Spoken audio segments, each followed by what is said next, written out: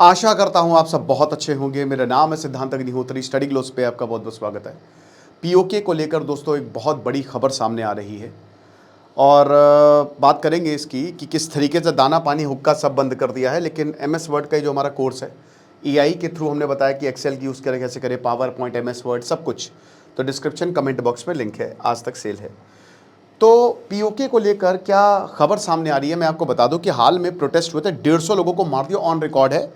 2000 से ज़्यादा लोगों की, पता नहीं कितने लोगों को मारा है इन्होंने।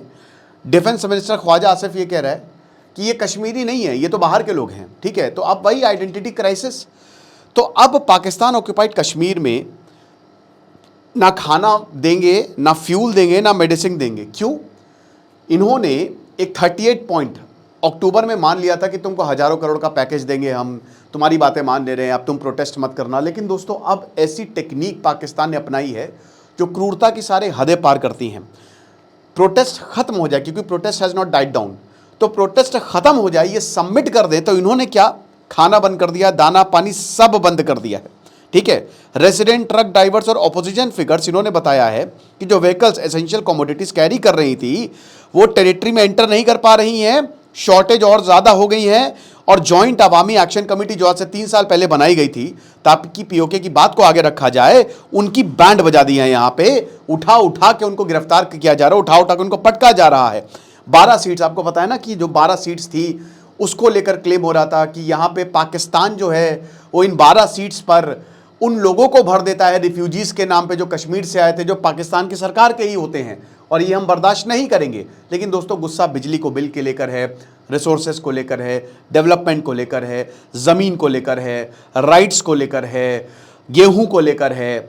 इन सब चीज़ों पर कश्मीरियों का गुस्सा फटा है पाकिस्तान के ऊपर। पर देखिए वो क्या कर रहे हैं। एक तरफ जहां पे भारत में डेवलपमेंट ही डेवलपमेंट हो रहा है कश्मीर का, वहां पे पीओके में तो तबाही मचा के रखी हुई है। लोकल ग्रुप्स कह रहे हैं कि इस्लामाबाद इन सीट्स को यूज कर रहे हैं ताकि इलेक्शंस को इन्फ्लुएंस किया जा सके और सरकार को जो उसको पूरे के पूरे प्रोसेस को डीरेल किया जा सके। तो ये चीज़, अब इन्होंने क्या बोल दिया है प्रोटेस्ट को लेकर, पाकिस्तान ने कहा है कि जेएएसी एक टेररिस्ट ऑर्गेनाइजेशन है और अब इनके सपोर्टर्स से हम निपटेंगे। सोचिए, टेररिस्ट ऑर्गेनाइजेशन भी का भी इन्होंने तंगा दे दिया है। अब इनका क्या हाल होने वाला है, इनको ढूंढ ढूंढ के मारा जाएगा, पकड़ा जाएगा। वैसे भी बता दूं, प्रोटेस्ट एक एक्टिविस्ट था, बहुत ही यंग था, उसको जान से मार दिया था, उसकी लाश मिली थी। और ढूंढ ढूंढ के शिकार करेगी अब पाकिस्तान की सेना और इनकी आईएसआई। और उसके बाद ये बताया जाएगा कि देख लो भैया, ये तुम्हारे आतंकवादी थे, हम तो इनको मार रहे हैं। ये हालात हैं। आप अपने राइट्स की पाकिस्तान में डिमांड करेंगे तो आपको ये मिलता है। तो बता रहे हैं कि जब से प्रोटेस्ट हुए हैं तो उसका खामियाजा यहाँ जितने 35 लाख कश्मीरी उन सबको भुगतना पड़ा है। और पीओके की जो डेली लाइफ है वो डिसरप्ट हो चुकी है। जो ट्रांसपोर्ट था उसकी तरीके से उसको बंद कर दिया गया, एक ब्लॉकेट लगा दिया गया है, जिसकी वजह से ना ही खाना आ पा रहा है, ना ही ज़रूरत की मेडिसिन जो दवाइयाँ हैं वो आ पा रही हैं, और कुछ भी हमको नहीं मिल रहा है। क्राइसिस वर्स की जा रही है ताकि हमको और ज़्यादा परेशान किया जा सके और चुप कराया जा सके। ठीक है, तो जो इनका मेन हाईवे है वहाँ से ये चीज़ें हो रही हैं। एक रेसिडेंट 64 साल के मोहम्मद मस्कीन, उन्होंने ये बताया है कि मुझे अपनी दवाइयाँ नहीं मिल रही हैं, ज़्यादातर फार्मेसी जो हैं वो क्लोज्ड हैं और मैं दवाइयों के लिए हर जगह ढूंढ चुका हूँ, बट मैं नहीं ढूंढ पा रहा हूँ। जो बड़े स्टोर्स हैं वो भी क्लोज्ड हैं। साबर हुसैन एक और रेसिडेंट हैं, वो बता रहे हैं कि 1 हफ्ता हो गया और हम बहुत परेशान हैं। हम भैया सरकार से यही उम्मीद लगाते हैं, और सरकार, देखिए सरकार तो है ही नहीं, वो तो खाली नाम मात्र की है। मेन तो मिलिट्री और आईएसआई देख रही है ना। तो हम सरकार से बस यही कहना चाहते हैं कि कुछ भी करके हमको फूड सप्लाई और मेडिसिन, मतलब इसका तो एक्सेस दे ही दे। ये चीज़ है। कराची बेस्ड जो डॉन है, उन्होंने बोला है कि जो पेट्रोल पंप्स हैं पूंछ और मुजफ्फराबाद में वो भी बंद है।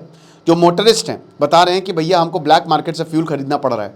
बीबीसी उर्दू की बात करें तो फ्यूल और मेडिसिन की भयंकर शॉर्टेज पीओके में दिख रही है, स्पेशली जो रावलकोट, बाग और पूंछ सेक्टर है, नीलम वैली है।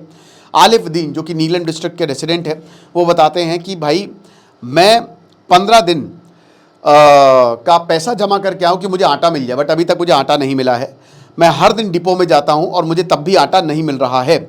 अब्बासूर और रावलकोट के जो रेसिडेंट है वो बताते हैं कि फूड और मेडिसिन स्टॉक पाइल्स जो लोकल रेसिडेंट ने जमा किए हैं वो भी अब जा रहे हैं, वो भी देवर ऑल्सो रनिंग आउट। और ग्रोसरी स्टोर्स और फार्मेसीज़ हैं वो 2 हफ्ते से बंद हैं, कुछ भी नहीं खुला जा रहा है तो कुछ करें, रिप्लेनिश करें, वरना एक एक करके लोग मरने लगेंगे और आप कुछ कर नहीं पाएंगे। एसेंशियल कमोडिटीज जो व्हीकल कैरी कर रहे हैं वो पीओके एंटर ही नहीं कर पा रहे, बता रहे। बीबीसी उर्दू ने ये रिपोर्ट किया है कि जो रेसिडेंट है पूंछ सेक्टर रावलकोट नीलम वैली के, वो रावलपिंडी तक जा रहे हैं ताकि वो चावल, गेहूं, शुगर हो गया, लेंटिल्स हो गया, मतलब दालें हो गई, मेडिसिन, ये सब खरीद सके। मतलब सोचिए हजारों किलोमीटर का सफर करके वो ये सारी चीजें खरीदने जा रहे हैं क्योंकि कुछ भी नहीं आ पा रहा है।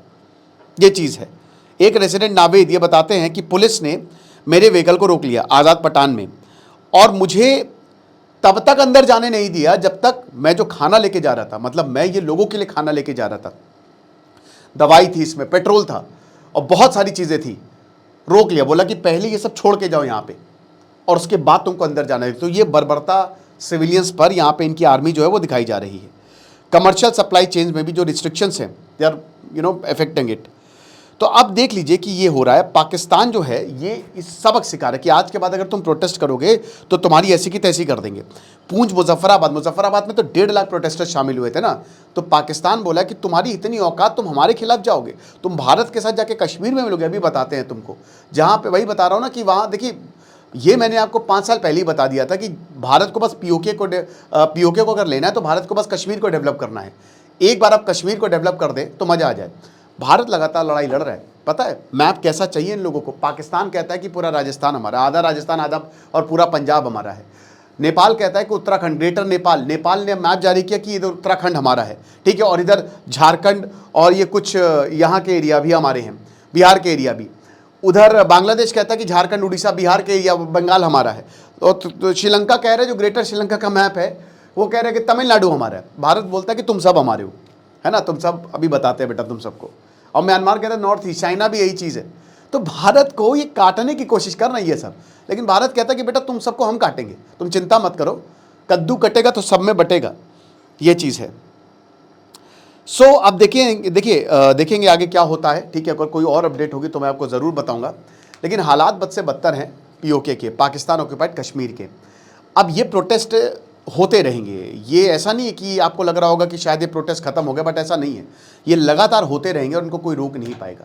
देखिएगा अभी फिर कुछ बहुत बड़ी खबर आएगी, क्योंकि ये जो चीज़ है ना, JAAC को एक आतंकी संगठन घोषित करना और उसके बाद लोगों को इसकी सज़ा देना, ये बड़ी बात है। बात करेंगे जैसे जैसे अपडेट आएंगी। Thank you so much.